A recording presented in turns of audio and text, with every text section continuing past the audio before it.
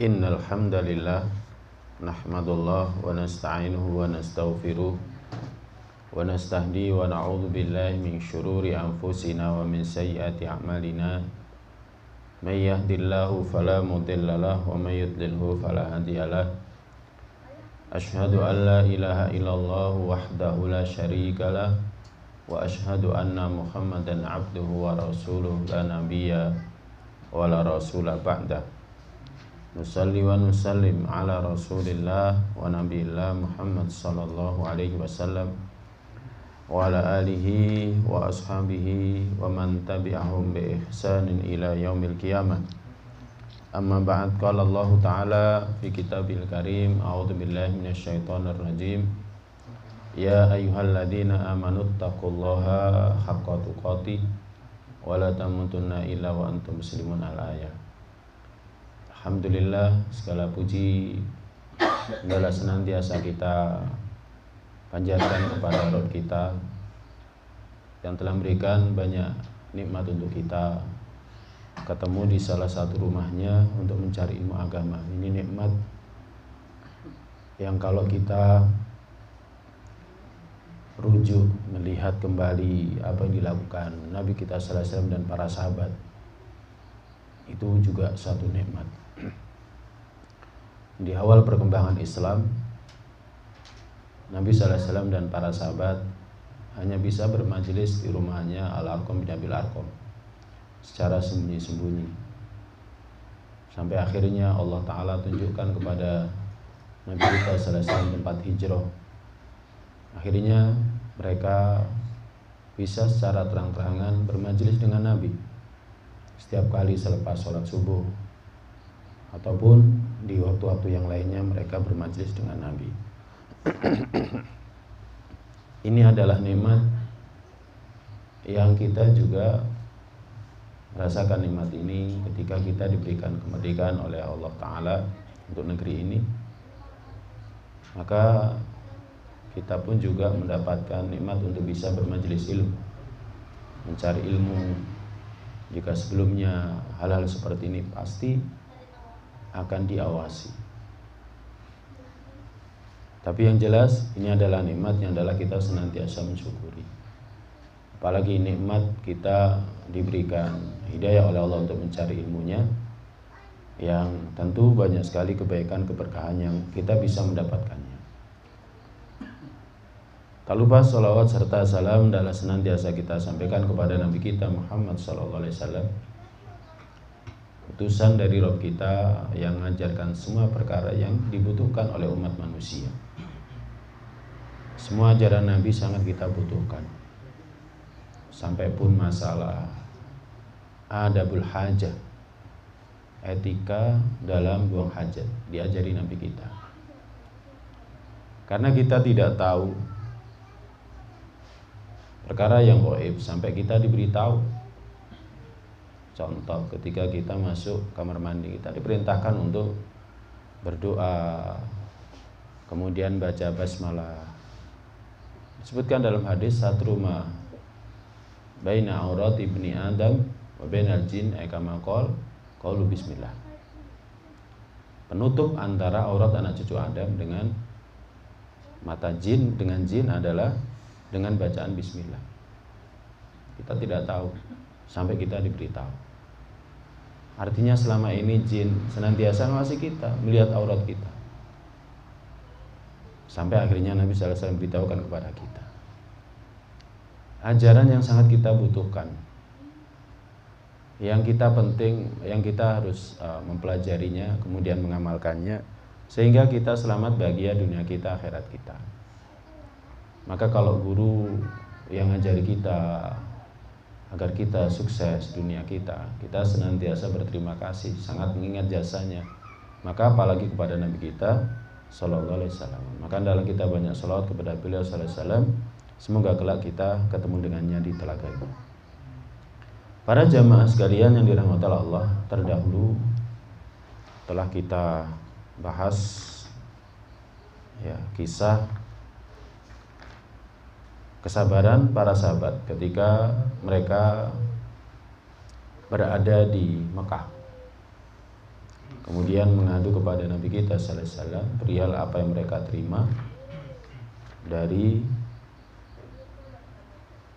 orang-orang kafir yang menyakiti mereka. Sekarang kita akan mempelajari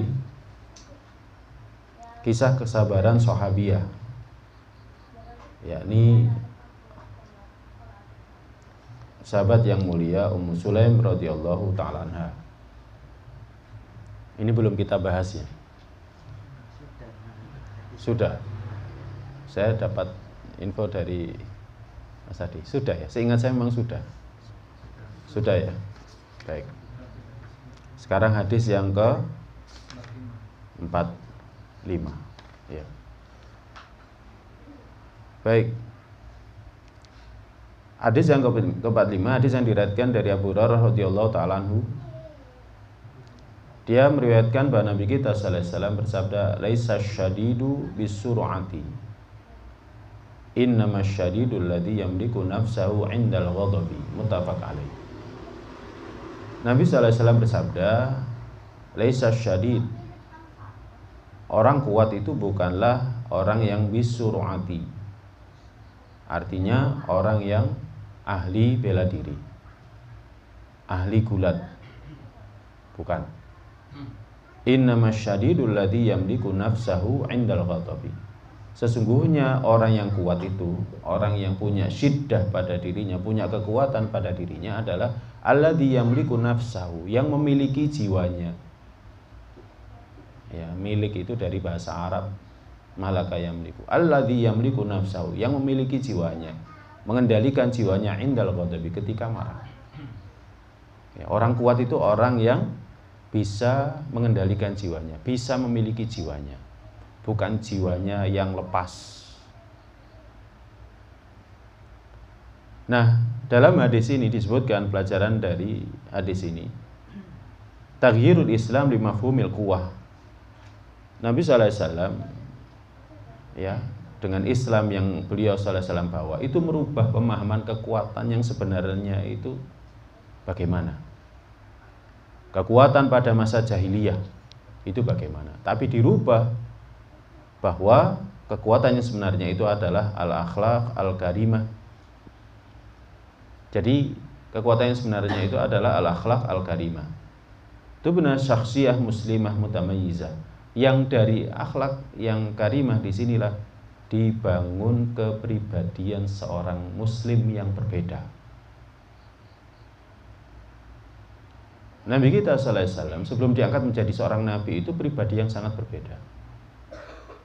Ketika Nabi sallallahu alaihi wasallam pulang dari gua Hira, kemudian gemetar, ketakutan, datang kepada istrinya. Ya, ini sekaligus juga menjelaskan bagaimana seorang wanita muslimah, seorang istri yang sholihah.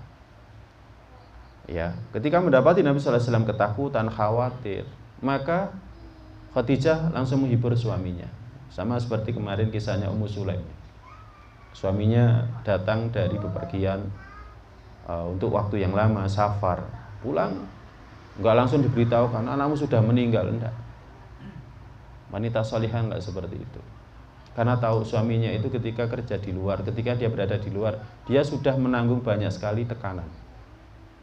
Apalagi kalau dia hanya seorang pegawai, dia hanya seorang bawahan, dia hanya seorang orang levelnya bawah. Ya. Ketika pulang maka dihibur, seperti kemarin kisah Ummu Sulaim. Nabi sallallahu alaihi wasallam juga sama seperti itu. Ketika Nabi sallallahu alaihi wasallam ketakutan, langsung diselimuti oleh Khadijah radhiyallahu ta'ala anha. Kemudian setelah itu Nabi sallallahu alaihi wasallam mengatakan, khasyitu ala nafsi, aku khawatir akan diriku. Khawatir kalau ada orang yang nyakiti, khawatir kalau ada orang yang ganggu. Apa jawabannya Khadijah? Kalla innaka latasilur rahimah. Sekali-kali enggak mungkin. Anda itu orangnya senantiasa nyambung rahim. Anda itu senantiasa membantu orang. Anda itu senantiasa menolong orang yang membutuhkan, dan seterusnya. Nah, ini para jamaah sekalian yang dirahmati oleh Allah SWT.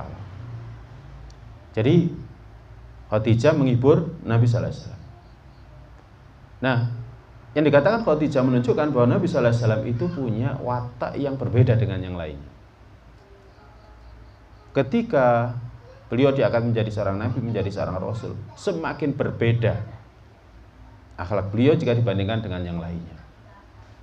Ya, seperti para jemaah kalau masih ingat kisah keislamannya Hamzah, itu kan berawal dari Nabi sallallahu alaihi wasallam disakiti, diumpat, dicaci maki oleh Abu Jahal. Tapi Nabi sallallahu alaihi wasallam hanya diam. Kemudian dipukul dengan batu, akhirnya berdarah. Nabi diam. Kemudian budak wanitanya Abdullah bin Jad'an melihat itu, akhirnya beritahukan Hamzah. Hamzah karena tahu keponakannya, saudara sepersusuannya diperlakukan seperti itu, akhirnya datang. Ya kan? Langsung dipukul. Kamu berani melakukan hal itu ketika aku berada di atas agama dia. Nah, Nabi SAW hanya diam. Tapi diamnya itu membuat Abu Jahal semakin sakit hatinya dan membuat Hamzah mendapatkan hidayah. Para jamaah itu orang kuat. Ya. Jadi akhlak Nabi itu subhanallah. Nabi sallallahu alaihi wasallam juga seperti itu ketika pulang dari Taif ya. Setelah pamannya meninggal, kemudian istrinya meninggal. Nggak ada yang nopang dakwah beliau. Beliau dakwah kemudian di rumah, ya. Kalau selama ini ada Khadijah masih dihibur. Ya, kita saja kerja, para jamaah kita yang laki-laki ini, kita kerja di luar itu kan, tekanan banyak, kemudian pulang lihat anak-anak, ya kan, teriak-teriak ini, tambah senang. Ya, gurau, senang. Akhirnya beban itu hilang. Istri, ya ketika kita datang istri langsung nawari, "Pi mau makan apa? Ini masak ini."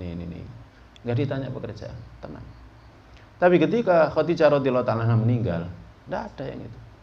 Akhirnya Nabi sallallahu alaihi wasallam pergi ke Taif. Perjalanannya sangat jauh. 100 lebih kilometer. Untuk mendakwahkan Islam ke sana. Bukannya diterima, malah diusir dengan pengusiran yang jauh lebih menyakitkan. Tokoh-tokoh Taif malah menyuruh preman-preman, menyuruh budak-budak, menyuruh anak-anak ngusir Nabi sallallahu alaihi wasallam. Saking bingungnya Nabi itu perjalanan dari Taif, ya, itu dalam keadaan linglung. Kayak kita kalau punya masalah itu, ya sepeda motoran, linglung, kemudian loh kok sampai gini gitu kan. Nabi sallallahu alaihi wasallam baru sadar ketika didatangi malaikat Jibril sama apa? Malaikat penjaga gunung. Kemudian malaikat Jibril mengatakan, "Wahai Muhammad, ya, Rabbmu sudah mengetahui perlakuan kaum kepadamu. Ini ada malaikat penjaga gunung. Kalau kamu mau, 2 gunung di Mekah ini akan ditimpakan kepada mereka." Ya. Tapi apa yang dilakukan Nabi? Kalau kita, ya levelnya kita, iya wis, gitu kan, timpakan aja. Tapi Nabi sallallahu alaihi wasallam enggak, malah mendoakan. Nabi sallallahu alaihi wasallam malah mendoakan. Makanya Nabi sallallahu alaihi wasallam itu punya kepribadian muslimah yang berbeda. Dan seorang muslim itu harus seperti ini. Ya. Seorang muslim itu harus seperti ini. Fasyadun nasi kuwatan, maka manusia yang paling kuat itu adalah yang malaka zimama nafsi, yang bisa memiliki kekang jiwanya. Jiwanya pengen kemana, dikekang, engko dhisik. Jiwanya pengen marah, nanti dulu. Ya, dipikir dulu. Digali informasinya lebih dulu. Jadi manusia yang paling kuat itu yang memiliki kekang jiwanya. Ya, dan bisa mengendalikan syahwatnya. Makanya pelajaran yang kedua, mujahadatun nafs wamtilaku zimamiha. Memerangi mujahadah kepada jiwa, memerangi jiwa, memiliki kekangnya, itu lebih berat dari mujahadatul adu, lebih berat dari menghadapi musuh. Kalau musuh jelas, ya, kalau musuh jelas ada di hadapan.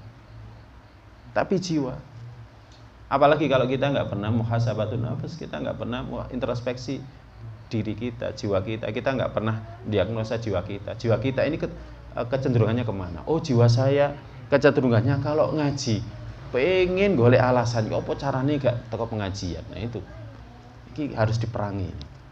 Oh, jiwa saya kalah sama anak-anak. Kalau anak-anak minta wis kalah wis. Pokoknya bagaimana caranya memerangi jiwa itu? Gini aja, anak-anak aja, ayo Abi antarkan ke sana tapi ngaji dulu, ikut pengajian dulu. Nah seperti itu. Jadi jiwa itu harus bisa kita perangi, harus kita arahkan. Ini lebih berat daripada memerangi musuh. Kalau musuh itu jelas di depan mata. Makanya Nabi SAW mengatakan, Innamasyaddidul ladzi yamliku nafsah indal ghadab. Apalagi ketika marah. Ketika marah ini yang paling sulit ya. Nanti ada kisahnya seperti yang terjadi pada sahabat Umar radhiyallahu taala. Nah, kemudian pelajaran yang ketiga, wajib menjauhi marah.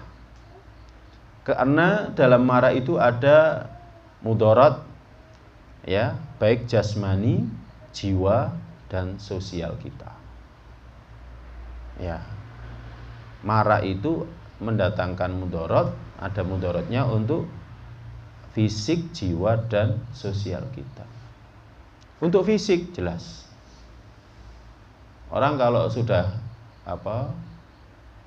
pernah kena stroke kemudian marah, nah itu kemungkinan besar stroke-nya kambuh lagi. Kok bisa seperti itu? Ya karena marah itu mompa jantung. Marah itu mompa jantung. Nah, kalau sudah pernah ada penyumbatan kemudian dipompa, nyumbat lagi ya sudah stroke yang kedua. Ya. Jadi itu. Ya, bisa. Kemudian untuk jiwa juga pasti jiwanya akan senantiasa mudah untuk mengarahkan kepada keburukan, karena mengkarakteris jiwa itu ammarah bisu. Inna nafsala ammaratun bisu, seperti yang dikatakan oleh Nabiullah Yusuf. Sesungguhnya jiwa itu ammarah bisu, senantiasa nyuruh kepada keburukan. Nah, kalau kita marah itu senantiasa kita perturutkan, berarti jiwa kita ini dikuasai dengan ammarah bisu. Maka harus dikendalikan. Dan untuk sosial jelas. Ya, seorang ayah kalau sering lihat marah sama anaknya ya mesti nggak baik untuk hubungan sosialnya dengan anaknya, dengan istrinya, apalagi dengan tetangganya, apalagi dengan teman kerjanya, nggak baik. Ya. Kemudian pelajaran berikutnya, marah itu sifat basyariyah, memang itu sifat manusiawinya manusia. Nabi SAW juga marah. Hanya saja marahnya Nabi SAW karena Allah. Nabi SAW tidak marah karena dirinya dihinakan. Nabi SAW nggak marah. Kalau keterlaluan memang Nabi SAW marah, ya kan, keterlaluan. Tapi Nabi SAW marahnya karena Allah, bukan karena selain Allah SWT. Ini sifat basyariyah. Maka harus diarahkan ya kepada yang baik. Marah ini diarahkan kepada yang baik. Karena kita nggak sholat, harus kita marahi. Setelah kita ajak, umur 7 tahun sudah kita ajari, umur 10 tahun kita berikan pukulan yang mendidik, masih belum juga sholat, ya harus kita marahi. Ya, istri kita sama seperti itu. Tapi sekali lagi karena Allah. Jadi karena Allah. Nah, bukan karena selain Allah. Masalah sepele marah, masalah sepele marah, masalah sepele marah. Ya, masalah letak sandal berubah marah. Ya, kemudian kita pulang ke rumah, loh, ini konsep rumahnya kok berubah lagi, kan biasanya istri kalau di rumah seperti itu. Ya. Sekarang lemarinya di sini, nanti setelah sepekan dipindah lagi, setelah sepekan dipindah lagi. Wajar seorang istri seperti itu, karena apa? Karena seorang istri 1x24 jam itu di rumah, butuh suasana yang baru. Kalau kita sebagai kepala rumah tangga kan sering keluar, sering lihat suasana yang baru. Nah, istri kadang seperti itu, ya kan, menyebabkan kita marah. Kok dipindah lagi? Kemarin tak cari di sini, ketemu. Sekarang di mana lagi? Oh, di sana dipindah. Nah, ini harus diarahkan. Ya, jiwa ini harus bisa kita miliki, bisa kita kuasai. Jangan kita perturutkan ya dengan amarah. Ini khotal iman jamaah sekalian yang dirahmati Allah. Hadis yang ke-46. Ini ada kisah. Diriwayatkan dari Sulaiman bin Sard radhiyallahu taala anhu. Dia mengatakan kuntu jalisan ma'an Nabi sallallahu alaihi wasallam. Aku pernah duduk bersama Nabi sallallahu alaihi wasallam. Wa rajulani yastabbani. Dan ada dua orang yang saling mencela. Yasubu ba'du ba'du. Jadi yang satu mencela yang lainnya. Wa haduma qad ihmarra wajhu. Salah satunya wajahnya itu memerah. Ya, wajah merah itu karena apa? Karena jantungnya berdetak kencang. Akhirnya kan suplai darah banyak. Makanya akhirnya wajahnya merah. Sebenarnya bukan aja wajah yang merah, yang lainnya juga akan merah. Tapi yang kelihatan kan wajahnya. Kalau yang lainnya kan ditutupi. Wantafakhat audajuhu. Demikian juga dengan urat-uratnya yang menegang. Kelihatan, uratnya kelihatan tegang. Orang kalau marah seperti itu. Faqala Rasulullah sallallahu alaihi wasallam, maka Rasulullah sallallahu alaihi wasallam bersabda, "Innila a'lamu kalimatan law qalaha la dhaba anhu ma yajidu." Sesungguhnya aku benar-benar mengetahui satu kalimat. Kalau dia mengatakan hal itu, pasti yang dia dapatkan pada dirinya itu akan hilang. Law qala a'udzu billahi minasyaitonir rajim. Sekiranya dia mengatakan a'udzu billahi minasyaitonir rajim, dhaba minhu ma yajidu, maka akan hilang apa yang dia rasakan. Akhirnya sahabat-sahabat yang ada di sekeliling Nabi sallallahu alaihi wasallam tadi dan perawi hadis ini mengatakan kepada orang yang berselisih tadi, yang saling mencela tadi, innallaha qala, sesungguhnya Nabi sallallahu alaihi wasallam bersabda, ta'awwad billahi minasyaitonir rajim. Berlindunglah kamu kepada Allah dari setan yang terkutuk. Ini para jamaah sekalian yang dirahmati Allah. Apa yang bisa kita lakukan ketika kita dalam kondisi marah sampai akhirnya saling mencela? Apa yang mesti kita lakukan ketika kita dalam kondisi marah sampai akhirnya saling mencaci maki? Ya, ini adalah mengatakan a'udzubillahi minasyaitonir rajim. Ya, ketika kita sama istri marah, a'udzubillahi minasyaitonir rajim. Istri marah, ngomel terus sama suami, a'udzubillahi minasyaitonir rajim. Suami saya salahnya apa sih kok tak omeli terus, misalkan kayak gitu kan. Ya, kadang ya istri seperti itu, kadang nggak sadar. Ya, maksudnya baik tapi sebenarnya kadang nggak sadar kalau itu sampai ngomelinya berlebihan kemudian sampai pada tingkatan marah. Nah, apa pelajaran dari hadis ini? Hadis ini merupakan realisasi dari firman Allah surat Al-A'raf ayat 200. Allah berfirman, wa imma yanzaghannaka minasyaitani nazghun fasta'id billah innahu sami'un alim. Wa imma yanzaghannaka minasyaitani nazghun. Dan jika godaan dari setan itu memalingkanmu, wahai Muhammad, fasta'id billah, maka berlindunglah kepada Allah. Jadi kalau kita digelincirkan oleh setan, ya kan? Kalau kita digelincirkan oleh setan, kita merasa, ya, maka hendaklah kita segera berlindung, ya kan, kepada Allah dari godaan setan yang terkutuk. Kita disuruh berlindung. A'udzubillahi minasyaitonir. Jadi ketika kita marah, a'udzubillahi minasyaitonir. Tapi kadang orang marah itu enggak ingat. Karena apa? Karena sudah tertutupi. Nah, orang sekelilingnya yang ingatkan. Ya. Tapi biasanya orang-orang yang sekelilingnya ingatkan, istighfar, istighfar. Kan gitu ya. Boleh enggak? Boleh enggak? Ya boleh. Ya, boleh. Mohon ampun kepada Allah Subhanahu wa taala karena ketika itu dia sedang dikuasai oleh setan. Tapi yang lebih tepat adalah dengan mengatakan ini. Hadisnya muttafaq alaih Bukhari Muslim. Jadi mengatakan a'udzubillahi minasyaitonir rajim. Berlindung kepada Allah dari setan. Kamu sekarang sedang dikuasai setan. Setan lagi mengikuti aliran darah. Ya. Ini para jamaah sekalian yang dirahmati Allah. Nah, pelajaran yang kedua, marah itu memang dibangkitkan oleh setan. Al-ghadabu yuthiruhu asyaitonu. Lima yatarattabu alaihi minad darar fid dunya wad din. Jadi, marah itu memang dibangkitkan oleh setan. Tujuannya apa? Untuk mendatangkan mudarat bagi anak cucu Adam, dunianya, agamanya. Ya. Jadi setan itu tidak akan pernah berhenti untuk menyusahkan anak cucu Adam. Dan itu memang sudah janjinya dari dulu. Ya, pimpinannya adalah iblis, kemudian mengajak seluruh bala tentaranya bagaimana untuk bisa memalingkan anak cucu Adam dari jalan Allah Ta'ala dan Rasulnya. Di antaranya adalah dengan cara ini, marah. Ya. Nah, memang dibangkitkan oleh setan. Jadi dibangkitkan oleh setan. Nah, kalau ada orang yang marah seperti ini, ya diguyoni aja. Ya, tapi kalau diguyoni tambah marah, ya kita diam aja. Atau kita suruh, yang paling utama adalah suruh berlindung kepada Allah, berlindung kepada Allah. Jadi disuruh untuk berlindung kepada Allah Subhanahu wa taala. Diguyoni itu kalau misalkan dia sampai kesurupan gitu kan. Marahnya, ada orang itu marah sampai kesurupan. Ya, marah sampai kesurupan. Saya diberitahu sama teman yang biasanya nguruqyah. Itu loh Ustaz, kesurupan Ustaz. Iya ya, wajahnya sampai merah gitu kan. Jadi kalau ditenangkan, wis nggak usah cerita. Akhirnya turun.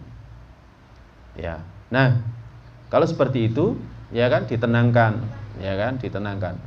Yang paling utama tentu seperti yang diajarkan Nabi kita sallallahu alaihi wasallam, yakni berlindung kepada Allah Ta'ala. Nah, ini mendatangkan mudarat bagi agama dan dunia. Maka cara memutus bisikannya setan yang itu dimunculkan, dibangkitkan dengan marah, maka dengan berlindung kepada Allah. A'udzubillahi minasyaitonirrajim. Kemudian kisah ini menjelaskan bagaimana para sahabat itu juga manusia biasa. Dia sebagaimana yang lainnya, ya, mereka juga marah. Hanya saja yang membedakan mereka itu adalah ketika diingatkan oleh Nabi, mereka langsung berubah. Jadi ketika mereka diingatkan oleh Nabi, mereka langsung berubah. Makanya kita belajar seperti ini agar kita tahu para sahabat itu seperti itu. Kalau mereka diingatkan oleh hadisnya Nabi langsung berubah. Kita pun seharusnya sama. Kita manusia biasa. Dan kita juga butuh diingatkan. Saya pun juga seperti itu. Saya kadang di rumah juga diingatkan sama istri. Jadi diingatkan sama istri. Ya, jangan seperti itu. Ya, diingatkan. Kita ini manusia biasa. Seorang alim pun suka manusia biasa. Sahabat aja manusia biasa, apalagi kita yang levelnya jauh dari para sahabat. Makanya dengan ngaji-ngaji seperti ini kita akhirnya tahu, oh iya, bedanya adalah para sahabat dulu itu kalau diingatkan langsung berubah. Langsung berhenti pada ketetapan Allah Ta'ala dan Rasulnya. Ya. Ini para jamaah sekalian yang dirahmati Allah. Kemudian kisah ini juga menjelaskan hikmatur Rasul, bijaksananya Nabi dalam berdakwah. Nabi SAW nggak langsung to the point kepada orang yang saling mencela tadi, tapi memberikan nasihat secara umum. Ya, memberikan nasihat secara umum. Bukan langsung kepada orang tersebut, tapi memberikan nasihat secara umum. Kemudian baru sahabat-sahabat yang lainnya memberikan penekanan kepada sahabat ini. Berlindung kepada Allah. Ta'awad minasyaitonirrajim, dari setan yang terkutuk. Nah, ini menjelaskan kita juga dianjurkan saling menasihati. Bukankah dalam surat Wal Asri Allah Ta'ala berfirman, wa tawassaw bis sabri wa tawassaw bil haq wa tawassaw bis sabr. Saling wasiat. Tawassaw, tafa'ala, wazan tafa'ala, itu menunjukkan amalan itu dilakukan oleh kedua belah pihak. Ya kan? Bukan hanya ustadz saja yang nasihati, tapi suatu ketika ustadz juga butuh dinasihati. Misalkan suatu ketika seorang ustadz, ya kan, kena musibah. Ya. Kemudian yang membesuk mengatakan, semoga bisa menghapuskan dosa-dosa ustadz. Itu nasihat. Imam Syafi'i pernah menulis surat, ya kan? Surat itu adalah ta'ziyah kepada seorang qadhi. Ditulis itu. Ya, engkau senantiasa memberikan nasihat, maka sekarang hibur dirimu sendiri dengan kematian anakmu. Jadi butuh kita saling menasihati, karena setiap orang dari kita butuh nasihat. Ini ikhwatal iman jamaah sekalian yang dirahmati Allah. Nah, hadis yang ke-47 diriwayatkan dari Mu'adz bin Anas radhiyallahu ta'ala anhu. Nabi sallallahu alaihi wasallam pernah bersabda, ini masih kaitannya dengan marah ya. Ini berarti cocoknya temanya sebenarnya adalah sabar dari marah. Ya. Nabi SAW bersabda, man kadhama ghaidhan, siapa yang kadhama ghaidhan, mengendalikan dirinya. Ya, man kadhama ghaidhan, siapa yang mengendalikan amarahnya. Wa huwa qadirun, sedangkan dia bisa ayyung fidahu, sedangkan dia bisa untuk melakukannya. Da'ahullahu subhanahu wa ta'ala, Allah akan manggilnya nanti ala ru'usil khalaik, di hadapan manusia yaumal qiyamah, pada hari kiamat, hatta yukhayyirahu minal huril aini ma syaa, hingga Allah pilihkan dia, bebaskan dia untuk memilih dari bidadari yang dia menghendakinya. Ya, hadis ini dikatakan oleh Imam At-Tirmidzi sebagai hadis hasan.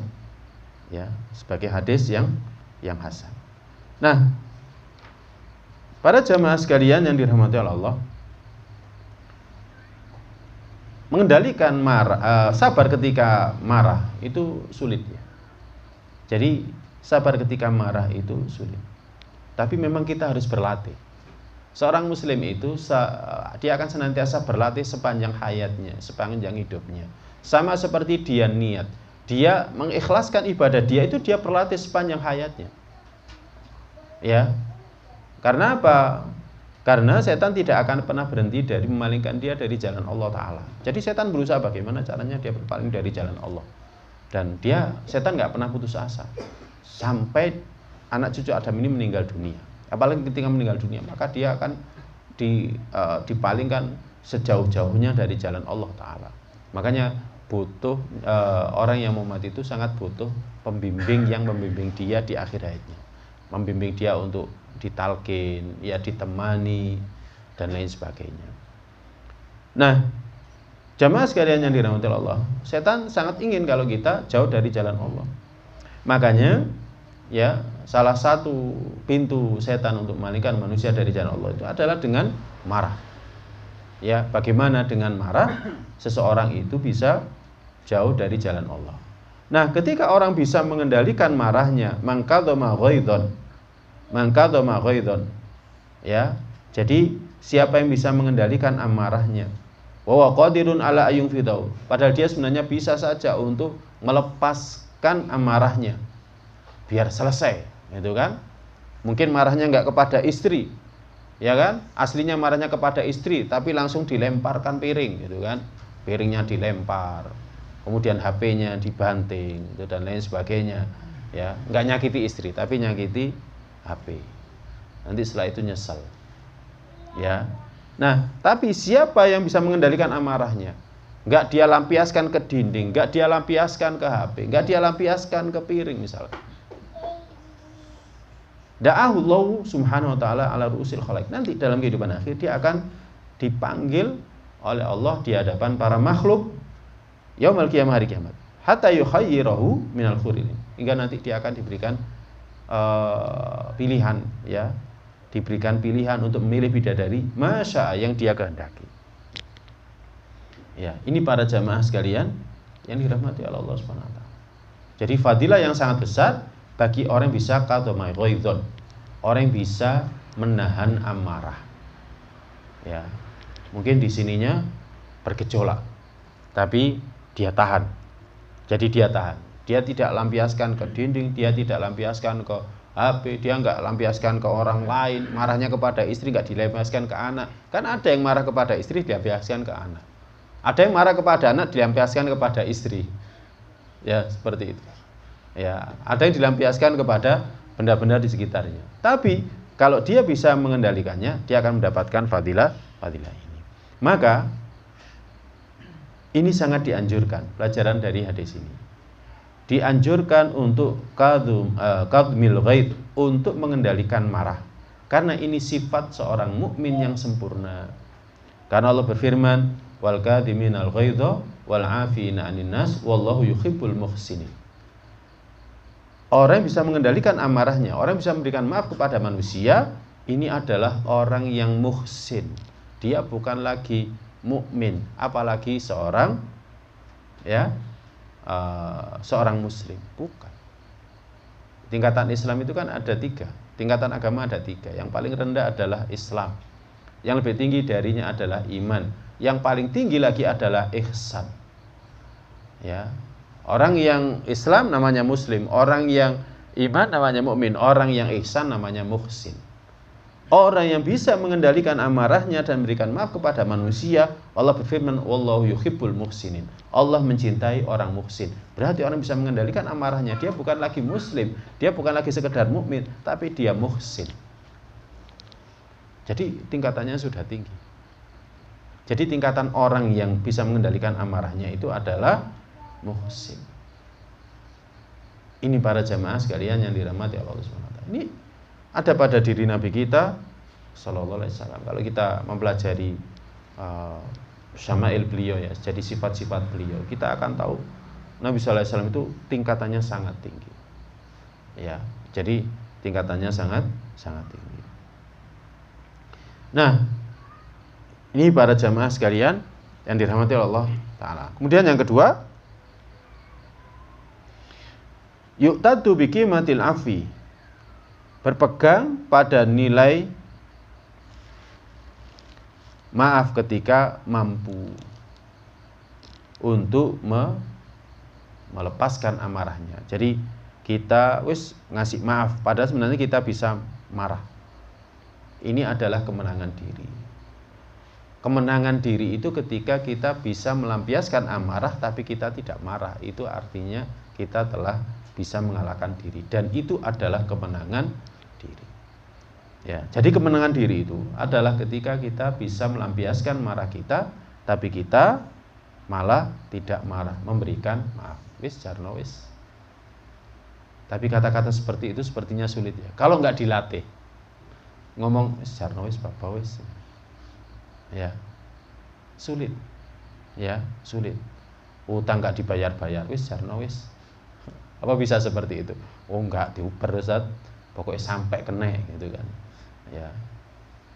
Padahal sebenarnya kalau kita kejar ya bisa saja. Tapi kalau kita enggak kejar, kalau kita yakin bahwa apa yang kita sedekahkan akan diganti oleh Allah Ta'ala, pasti diganti oleh Allah Ta'ala. Kadang kita akan ngutangi kemudian setelah itu ditipu gitu kan.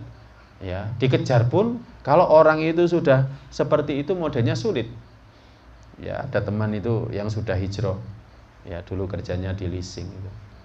Ustaz, orang itu modelnya macam-macam. Ada yang bulat kayak welut gitu kan. Jadi dipegang lepas. Sulit sekali. Mau kita minta ya sulit.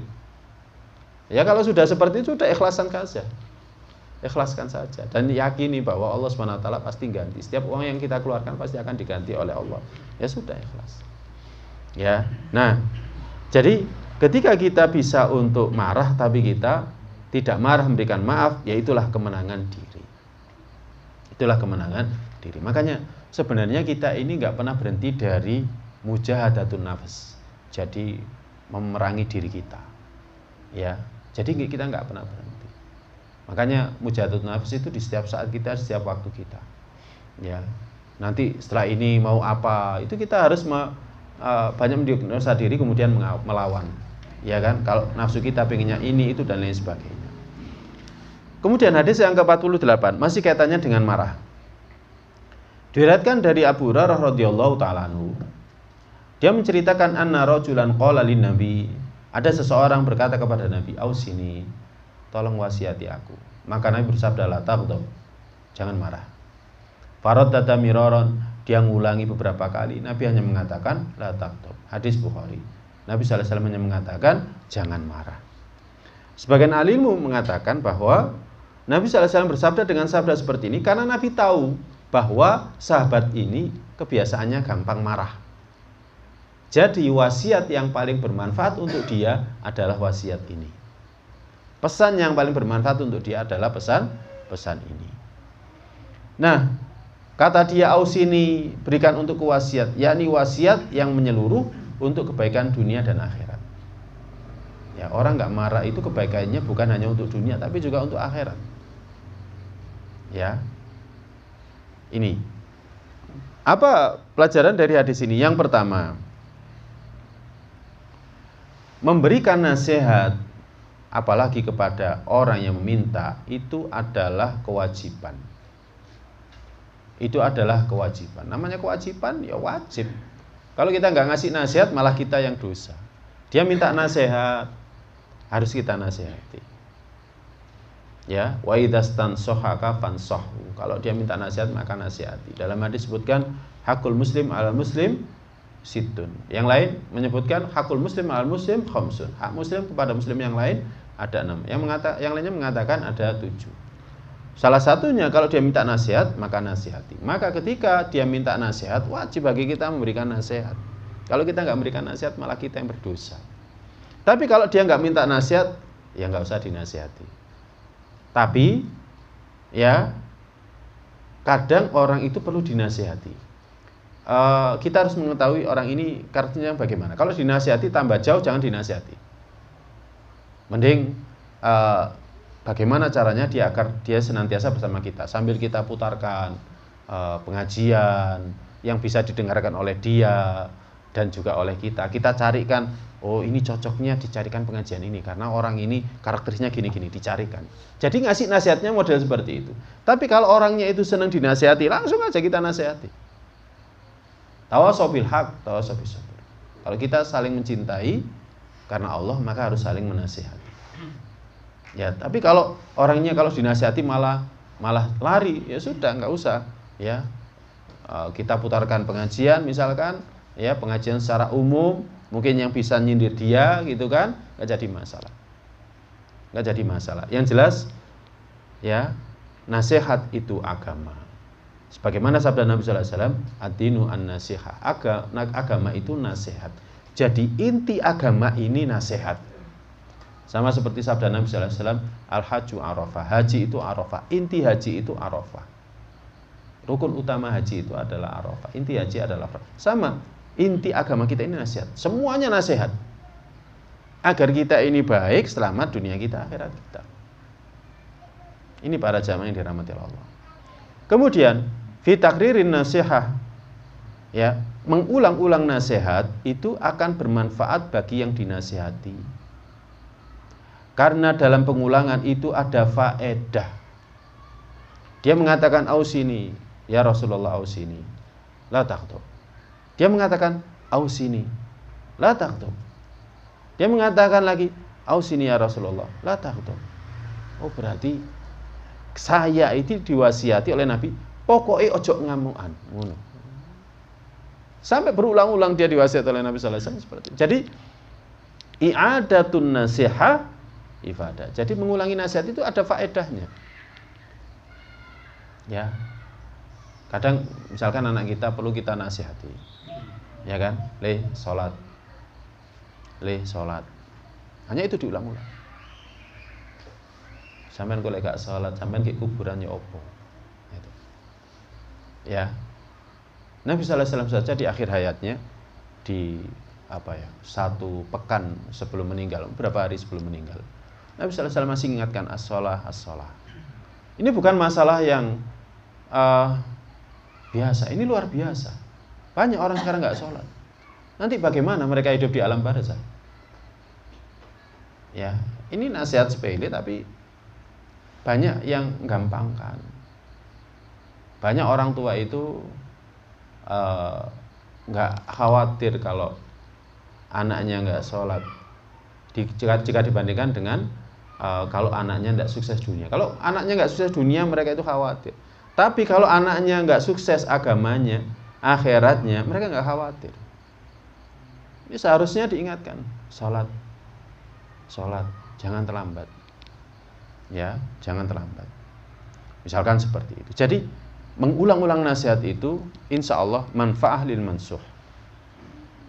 Nah, kemudian pelajaran berikutnya, hadis ini menjelaskan betapa besarnya kerusakan yang ditimbulkan oleh marah. Annahu la ya'ti bi khair.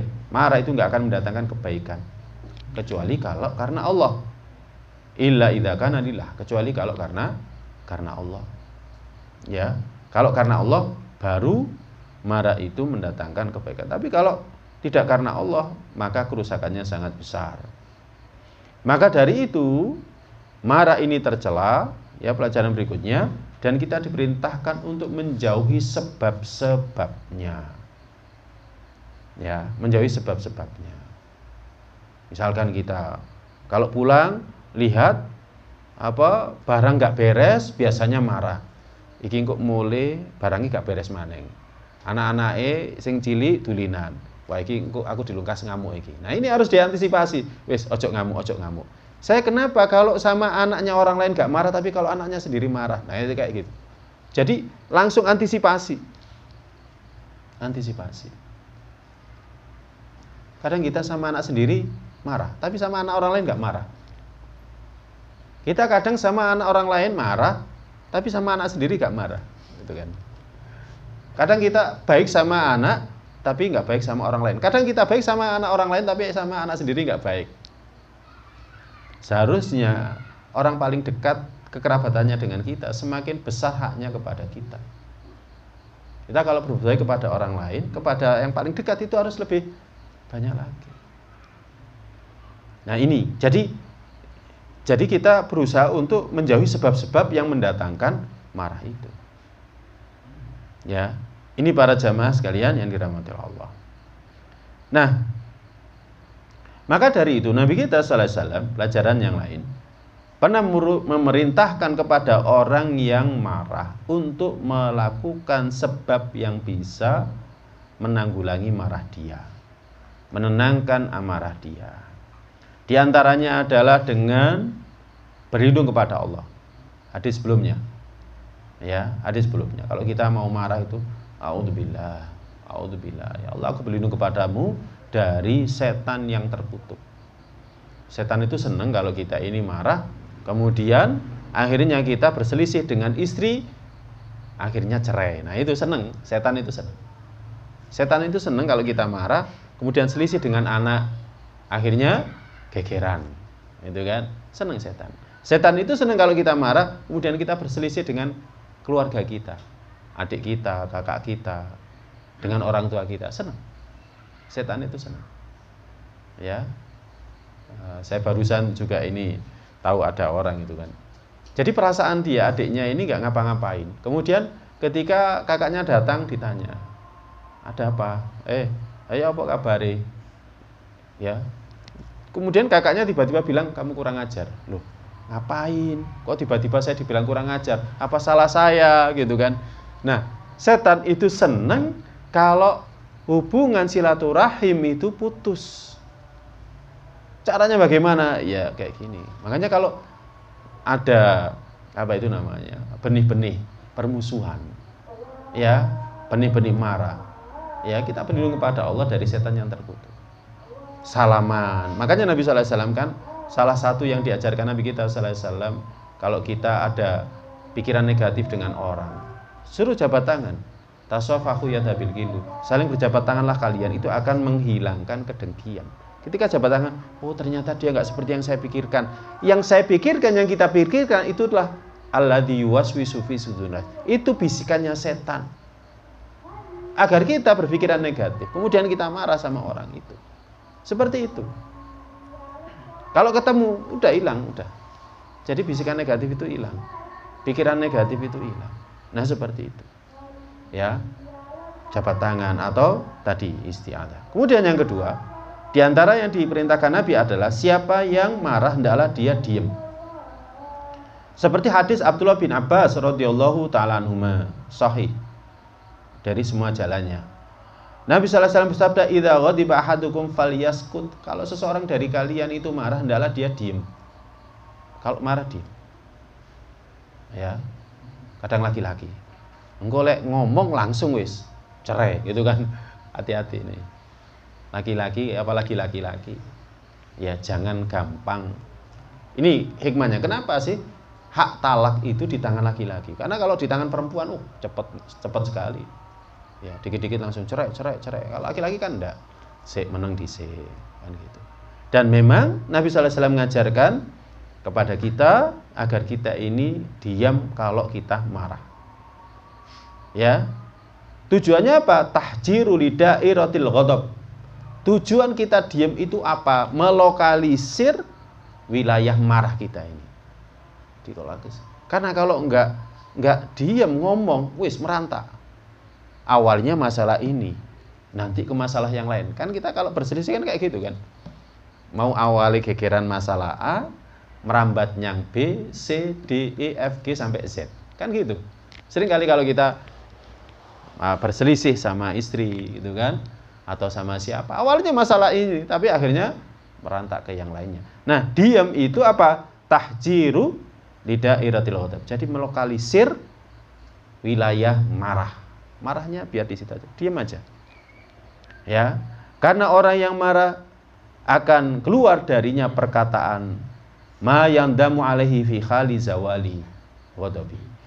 Yang mana ketika dia marah nanti bisa keluar darinya perkataan yang dengan perkataan itu nanti dia akan nyesel ketika marahnya itu hilang. Kita kan sering kali mengatakan, iya mau lapo aku ngomong ini. Kan sakjane gak ngomong kan ya wis iso. Tapi itulah, kalau kita nggak kadhimul ghaid, kita diamkan, akhirnya terucap, yang terjadi bagaimana? Ya sudah, nyesel. Aku mau kok ngomong kayak ngono. Sampai saiki bojoku nggak bisa hilang pikirannya dari masalah itu. Ya kan? Mungkin kita dulu pernah marah sama istri kita, kemudian mengatakan perkataan itu, sampai sekarang istri kita terngiang-ngiang sama ucapan itu. Yaitu penyesalan yang datang ketika kita marah kemudian kita lampiaskan. Makanya Nabi SAW merintahkan, jika seorang dari kalian marah maka hendaklah dia diam. Ya, maka jika dia diam, keburukan itu seluruhnya akan hilang. Kemudian dalam riwayat yang lain, Nabi SAW merintahkan orang yang marah untuk duduk. Ya, seperti saya pernah itu pas berangkat kerja di daerah mana itu, dekat Ayani itu, bukan Ayani, Sabilillah ya. Di sana ada orang gegeran, ya biasa orang jalan, ya sama pemotor, ya tensinya tinggi, ya. Kemudian disuruh, duduk dulu. Ya, duduk itu akan menghilangkan amarah. Ya, kalau sebelumnya berdiri dia bisa kelahi, tapi ketika duduk, masa mungkin orang duduk sambil kelahi, kan nggak mungkin. Ya, awil itija, atau dengan berbaring. Kalau misalkan masih marah juga, berbaring. Apa ono gegeran sambil berbaring? Kan nggak mungkin kan? Kalau sambil duduk mungkin, tapi kalau berbaring, masuk gegeran sambil berbaring kan nggak mungkin. Ya, kita misalkan sama istri, dimarekno ke kamar sambil berbaring. Ya, nggak mungkin, akan tambah bergejolak api amarahnya. Nabi SAW dalam hadis yang diriwayatkan oleh Abu Dzar radhiyallahu ta'ala anhu, hadis sahih, Nabi bersabda, "Idza ghadiba ahadukum wa huwa qa'im falyajlis." Jika seseorang dari kalian marah sedangkan dia berdiri, maka hendaklah dia duduk. Fa in dzahaba anhu al-ghadab, maka jika marah itu hilang darinya, maka itu yang baik. Wa illa falyattaji, tapi jika tidak maka hendaklah berbaring. Ya, maka hendaklah dia berbaring. Nah, ini para jamaah sekalian yang dirahmati Allah. Makanya dalam kitab ini ya disebutkan, hendaklah kita yamliku nafsah wa la yaj'al tariqan lisyaiton. Kita harus bisa memiliki jiwa kita. Jangan biarkan jiwa kita ini dialiri oleh setan. Setan itu kan ngikuti aliran darah. As-syaitonu yajri majrad dam. Setan itu ngikuti aliran darah. Ya. Jadi ngikuti aliran darah. Ya, maka bagaimana caranya agar setan itu tidak bisa mengikuti aliran darah kita? Kalau perlu, ya kan, kita kendalikan. Ini khotal iman jamaah sekalian yang dirahmati oleh Allah Subhanahu wa taala. Allah a'lam bishawab. Mungkin ini ada yang mau ditanyakan dari yang kita sampaikan. Insya Allah hadis berikutnya kaitannya tidak dengan marah, tapi kalau hadis-hadis tadi sangat berkaitan dengan marah. Ya, sabar itu para jamaah sekali lagi, sabar itu ketika menghadapi takdir Allah, ketetapan Allah. Ini sabar yang paling rendah. Sabar yang paling berat adalah, lebih berat lagi adalah ketika meninggalkan larangan Allah. Dan sabar yang paling berat adalah ketika melaksanakan perintah Allah. Ya, termasuk ketika sahabat ini minta wasiat kepada Nabi, kemudian Nabi mengatakan la taghdab, jangan marah. Ya, ini termasuk sabar yang berat. Tafadhol kalau ada yang mau tanya. Okay. Ya, kalau untuk mengendalikan amarah yang dengan cara menjauhi sebab-sebabnya, bolehkah kita menjauhi sebab-sebab itu ketika itu berada pada satu orang? Kita tahu bahwasanya ketika kita berinteraksi dengan beliau, yang ada malah kita marah dengan karakter dan sebagainya. Akhirnya kita lebih memilih untuk tidak berinteraksi dengan dia. Ya. Bismillah, salatu wassalamu ala rasulillah. Tidak berinteraksi dengan orang itu bukan berarti memusuhi dia, tidak. Ya. Tidak berteman bukan berarti kita musuhi dia, tidak. Ya, kalau itu menjadi sebab yang bisa mendatangkan amarah pada diri kita, ya kita tinggalkan. Kita tidak menjadikannya sebagai seorang sahabat. Nabi sallallahu alaihi wasallam bersabda, "La tusahib illa mu'min." Ya. Jangan engkau menemani kecuali orang beriman. Wala yaqul ta'amaka illa taqi, dan jangan makan makananmu kecuali orang yang bertakwa, ya kama qala. Ya, jadi memilih teman itu ya harus selektif. Harus selektif. Teman yang bisa mengingatkan kita kepada akhirat, teman yang bisa mengajak kita kepada kebaikan, gitu kan. Nah, tapi bukan berarti kalau kita tidak menjadikannya sebagai teman, kita menjadikannya sebagai musuh, enggak. Ya. Jadi kalau kita tidak bisa menjadikan dia sebagai teman, bukan berarti kita menjadikannya sebagai musuh, enggak. Kalau seperti itu, maka berapa banyak musuh kita? Enggak. Ya. Jadi tidak seperti itu. Ya, maka tidak jadi masalah. Kalau dengan adanya kita muamalah dengan dia, akhirnya muncul amarah gitu kan. Ya. Maka ya kita tidak berteman dengan dia. Ya, sambil dikelola hati kita, bagaimana kita bisa menyelamatkan dia.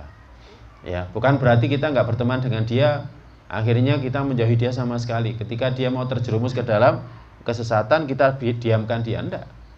Ya, tugas kita adalah ngajak manusia ke jalan Allah, kita ajak ke jalan Allah. Tapi sekedarnya, kalau nanti kita khawatirnya nanti muncul lagi amarah kita, marahnya kita, ya kan? Maka secukupnya, nggak usah sampai dalam, ya. Karena khawatir nanti jiwa kita muncul amarah kepada dia. Allah alam bisawab. Mungkin itu. Ada lagi yang lain?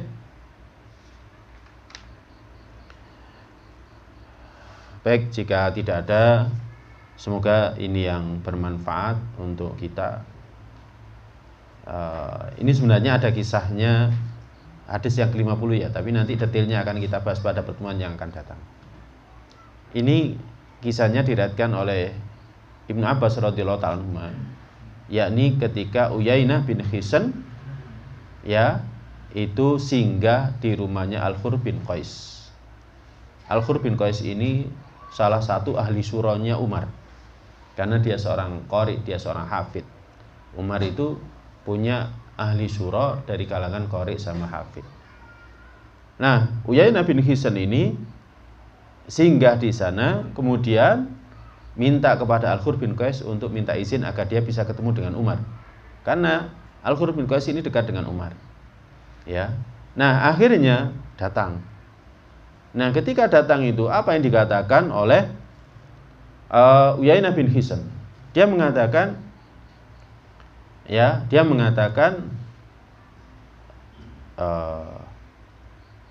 hi yabna Talib.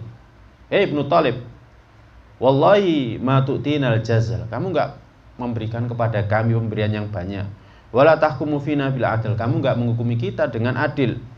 Akhirnya Umar marah. Ya, dia marah karena apa? Manggilnya dengan kata-kata hi. Ya, enggak dengan seruan yang baik. Kemudian langsung Ibnu Al-Khattab, enggak pakai ya Amirul Mukminin.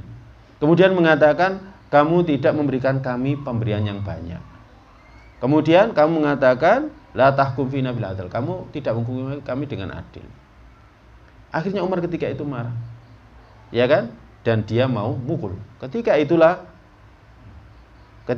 Al-Khur bin Qais yang tadi membawa Uyainah bin Hisn mengatakan, ya Amirul Mukminin, Allah Ta'ala pernah berfirman, khudil afwa wa'mur bil urfi wa'arid anil jahilin. Ya, Allah berfirman kepada nabinya, berikan maaf, suruhlah kepada yang ma'ruf dan berpalinglah dari orang jahil. Kemudian Al-Khur bin Qais mengatakan, ini termasuk orang yang jahil. Akhirnya Umar yang ketika itu mau marah, enggak marah. Kemudian ketika itu mau marah jadi enggak marah. Nah, ini contoh bagaimana marah karena Allah. Ketika disampaikan firman Allah langsung diam. Ya, langsung diam. Ya, ini para jamaah yang dirahmati Allah Subhanahu wa taala. Insyaallah kisah lengkapnya akan kita bahas pada pertemuan yang akan datang dengan izin Allah taala. Allahu bisawab. Allahumma inna nas'aluka ilman nafi'an wa rizqan thayyiban wa amalan mutaqabbala.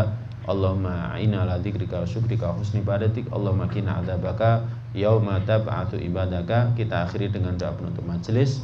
Subhanakallahumma bihamdika asyhadu an la ilaha illa anta astaghfiruka wa atubu ilaik. Assalamualaikum warahmatullahi wabarakatuh.